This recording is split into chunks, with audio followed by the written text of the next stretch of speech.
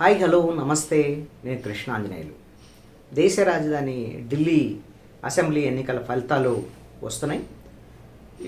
ఈ రోజున ఓట్ల లెక్కింపుకు సంబంధించినటువంటి మధ్యాహ్నం 12 గంటల సమయానికి మొత్తము 70 అసెంబ్లీ స్థానాల్లో 45 అసెంబ్లీ స్థానాల వరకు బీజేపీ ఆధిక్యంలో ఉంటే 25 అసెంబ్లీ స్థానాల్లో మాత్రమే ఆమ్ ఆద్మీ పార్టీ ఆధిక్యంలో ఉన్నటువంటి పరిస్థితి ఉంది. బీజేపీ ఆధిక్యంలో ఉన్నటువంటి సీట్లలో మెజారిటీ అత్యధికంగా ఉంది. ఆమ్ ఆద్మీ పార్టీ మెజారిటీ ఉన్న చోట్ల కేవలము వందల ఓట్ల తేడా డిఫరెన్స్ అనేది కనపడుతుంది. ఓటింగ్ పర్సంటేజ్ విషయానికి వచ్చేసరికల్లా 48% వరకు బీజేపీకి ఉంటే 44% వరకు ఆమ్ ఆద్మీ పార్టీకి ఓట్లు వస్తున్నటువంటి ట్రెండ్స్ కనపడుతున్నాయి. అంటే ఒక 4% ఓట్ల డిఫరెన్స్ ఉంది. అయితే ఇక్కడ మ్యాజిక్ ఏమిటి అని అంటే కాంగ్రెస్ పార్టీకి 6% పైగా ఓట్లు వస్తున్నటువంటి పరిస్థితి ఉంది. కానీ ఎక్కడా కూడా ఒక సీట్లో కూడా వాళ్ళు ఆధిక్యం ఉన్నటువంటి పరిస్థితి లేదు. బహుశా కాంగ్రెస్ పార్టీ ఒక సీట్లు కూడా గెలవకపోవచ్చు, కానీ 6% ఓట్లు సంబంధించినటువంటి ఆ ఓట్లు రావటం అనేటువంటిది కాంగ్రెస్ ఆమ్ ఆద్మీ పార్టీ ఈ రెండు విడివిడిగా పోటీ చేసినటువంటి నేపథ్యంలో కాంగ్రెస్ 6% పైగా ఉండటము, ఆమ్ ఆద్మీ పార్టీకి 44%, అంటే 50% వీళ్ళిద్దరిని కలిపితే, అదే బీజేపీకి 48%. ఒకవేళ కాంగ్రెస్ ఆమ్ ఆద్మీ పార్టీకి కలిసి పోటీ చేస్తే గెలిచేటువంటి అవకాశం ఉందా అనేటువంటి ఒక చర్చ కూడా ఉంది.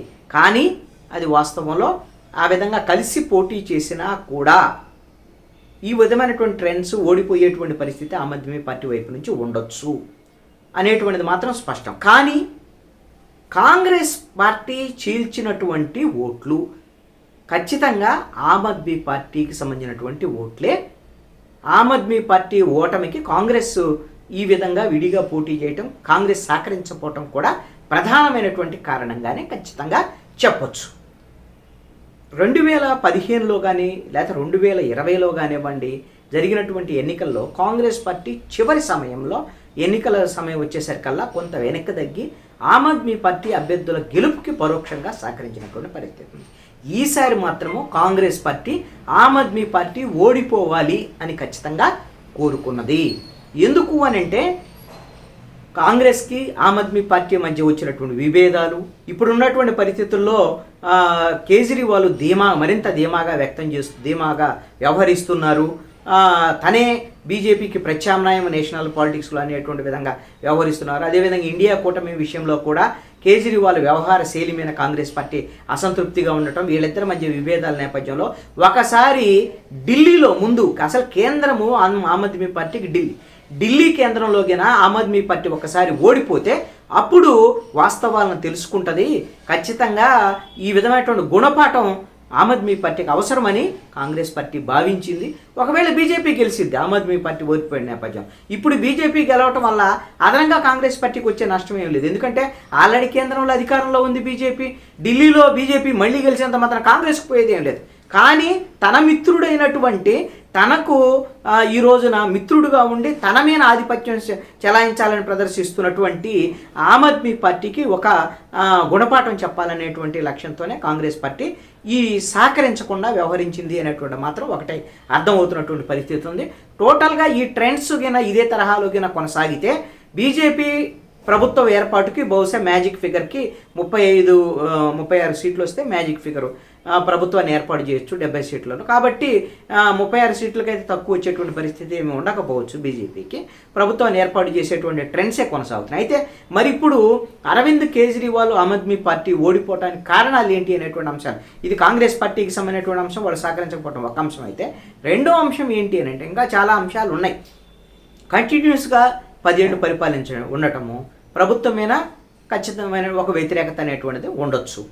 రెండవ అంశం ఏంటి, బలమైనటువంటి అంశము కేజ్రీవాల్ మీద ఆమ్ ఆద్మీ పార్టీకి సంబంధించినటువంటి సిసోడియా కానివ్వండి, కేజ్రీవాల్ మీద కానివ్వండి, ఢిల్లీ లిక్కర్ స్కామ్కి సంబంధించినటువంటి వ్యవహారము, సిసోడియా అరెస్టు, 1 సంవత్సరం పాటు జైల్లో ఉండటము, అరవింద్ కేజ్రీవాల్ అరెస్టు, బెయిల్ మీద రావటము, ఈ అంశం కూడా ప్రధానంగా పనిచేసినటువంటి పరిస్థితులు ఉండొచ్చు. ఎందుకు అని అంటే అవినీతి అనేటువంటి అంశాన్ని ఓటర్లు అంత కీలకంగా తీసుకుంటారా, అంత సీరియస్గా తీసుకుంటారా అనేటువంటి అనుమానం ఉండొచ్చు. ఎందుకంటే అవినీతి ఆరోపణలో ఉండి జైలుకి వెళ్ళినటువంటి వాళ్ళు ఏమి గతంలో జైలుకి వెళ్ళి వచ్చిన తర్వాత గెలిచినటువంటి పరిస్థితులు ఉన్నాయి. సపోజ్ ఆంధ్రప్రదేశ్లోనే ఉన్నాయండి, 1,00,000 కోట్ల రూపాయలు అంటూ ఆరోపణలు వచ్చినటువంటి జగన్మోహన్ రెడ్డి 16 నెలలు జైల్లో ఉండి వచ్చిన తర్వాత 2014లో గెలవకపోయినా 2019లో గెలిచాడు.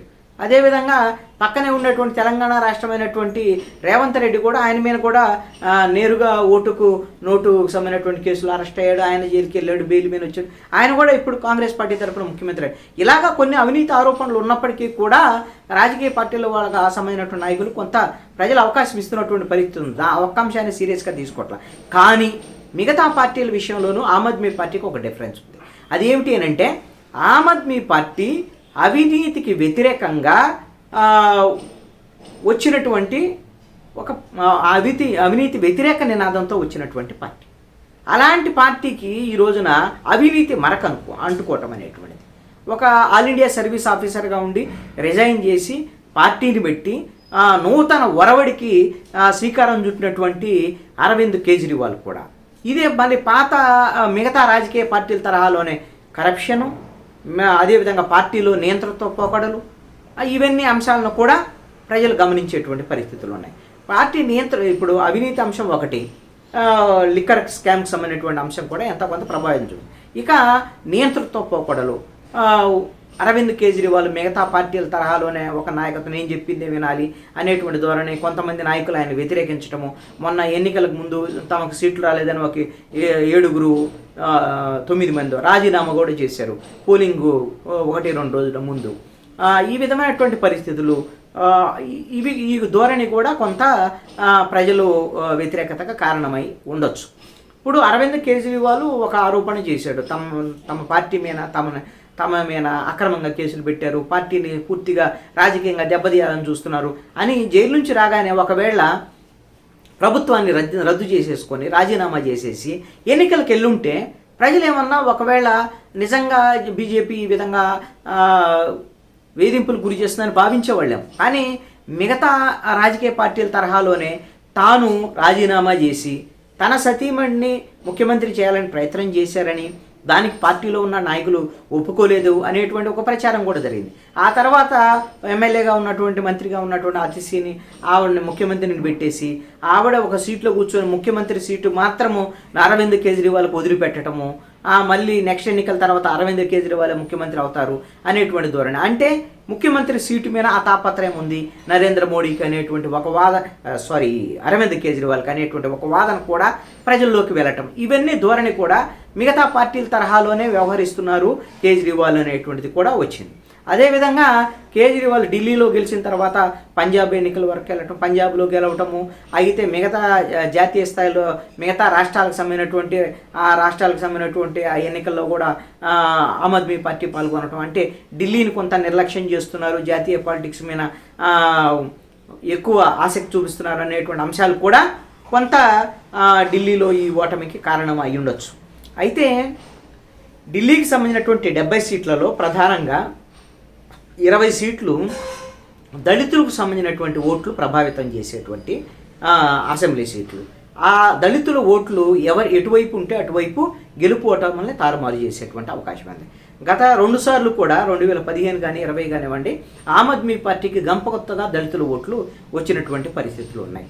ఈసారి ఆ విధమైనటువంటి పరిస్థితి లేకుండా ఇంకా ఏదైనా సరే బీజేపీ కేంద్రంలో అధికారంలో ఉంది, ఆ ఢిల్లీలో కూడా అధికారంలోకి వస్తే కేజ్రీవాల్ కన్నా ఇంకా ఏమైనా అదనంగా ఇస్తారేమో అనేటువంటి ఆశ కూడా కొంతమంది పేద వర్గాల్లో ఉండి ఉండొచ్చు. అలాంటి ఆశలను కూడా బీజేపీ కల్పించింది.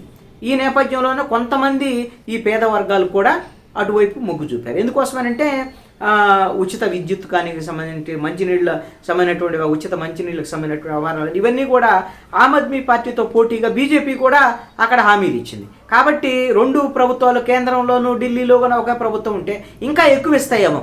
ఎందుకంటే అరవింద్ కేజ్రీవాల్ మమ్మల్ని చేయనీయటం లేదు, డెవలప్మెంట్ చేయనీయటం లేదు, బీజేపీ అడ్డుకుంటుంది ఇలాంటివన్నీ చెప్తున్నారు కదా. కాబట్టి బీజేపీ కూడా ఢిల్లీలో వచ్చిందనుకోండి, కాబట్టి ఇంకా ఉపయోగం ఉంటుందేమన్నా ప్రజలు భావించారా అనేటువంటిది మాత్రం చూడాలి. ఇంకా ఒక కీలకమైనటువంటి అంశం ఏంటంటే కొన్ని ఫ్యాక్టర్స్ను కూడా బీజేపీ బాగా ఉపయోగించుకున్నది. మొన్న పార్లమెంట్లో కేంద్ర హోంమంత్రి అమిత్ షా నా అంబేద్కర్ మీద చేసినటువంటి వ్యాఖ్యల మీద దేశవ్యాప్తంగా నిరసనలు వచ్చినాయి. ఈ అవకాశాన్ని ఎన్నికల సమయంలో వినియోగించుకోవాలని అరవింద్ కేజ్రీవాల్ అంబేద్కర్కి అనుకూలంగా పెద్ద పెద్ద ర్యాలీలు ఇవన్నీ చేశారు. ఇది ఒక రకంగా కేజ్రీవాల్కు నష్టం కలిగించింది అని అనవచ్చు. ఎందుకు అని అంటే ఈ విధమైనటువంటి అంబేద్కర్ని నెత్తికెత్తుకోవటం అనేటువంటి దాన్ని దళితులు మిగతా వర్గాలు అంగీకరించరు.